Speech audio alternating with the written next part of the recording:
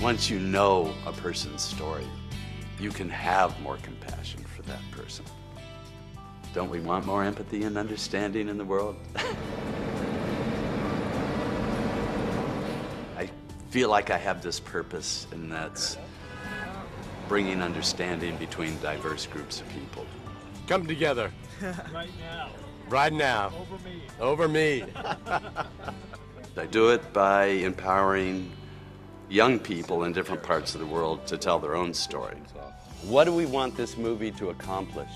It's called Bridges to Understanding.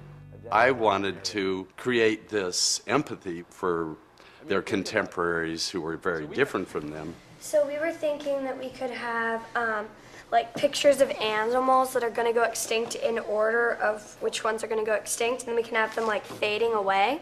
And I just thought, if kids were telling the story to other kids, I bet you it would gather attention. Could we interview these people? Do you know them well enough that we could approach them? Yeah, you could. Then when I saw all these tools becoming available that made storytelling so easy now, I thought this was a perfect way to bridge this gap. They just love technology. They love being able to be a part of it. This means halfway between the half and here. The mentor aspect of the program is the heart of the program. The mentors get to see a culture from the inside, and in the process, just doing that teaching brings people together. Let's see.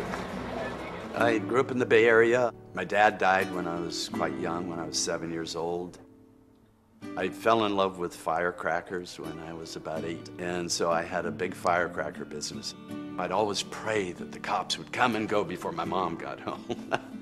She decided she would send me away during the summertime to get me out of the firecracker season, and sent me to a ranch in Utah that was in the family.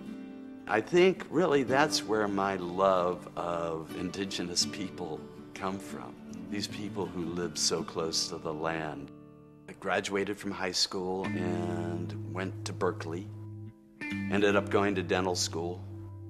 And lived in the Haight-Ashbury district of San Francisco in the late 60s. And was given a job by a sociologist to go down on the street and interview people as to why they were sharing their needles. I started taking pictures of the people after the interview, doing a portrait of them, and kind of fell in love with photography at that time. This is the temple we're going to. I work mostly in the developing world. When I travel, I tend to end up in the jungles of Irian Jaya versus in Rome or London. My entree is usually through kids. I'll just set up my lights and get out my camera and start taking pictures of the kids. Doing a portrait for me is a little bit like having a little short love affair. Thank you. How often you get to come up to a person and really stare at them and look at them when you find them fascinating, the way they look, the way they talk. Not too often, but if you're a photographer, you have that license.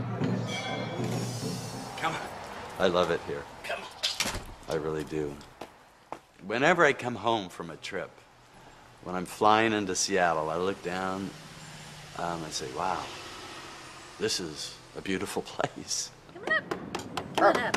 There you go. Julie's really been a gift from heaven for me. She's constantly thinking of other people. Me, I'm focused on what I'm doing. I'm just in this tunnel vision half the time. And she's always bringing me out of myself that way. That's right. How did I find my purpose? Just by luck. I just started doing the things that really turned me on, and it just kind of led to this. But it was like walking through the fog, and you know, one stepping stone would appear at a time, and I just took it, and it led me here. No, that's nice. I'm 65 now, and I can't imagine retiring or quitting. Wow, these are great. Why would I just ditch all that and not put it to some use? we want to talk about how it affects like the little villages all over the world, but can we do that? Because that's not really us. Give kids a voice. Listen to kids. The more authoritarian you are, and it's my way or the highway, the less empathetic those kids are going to be.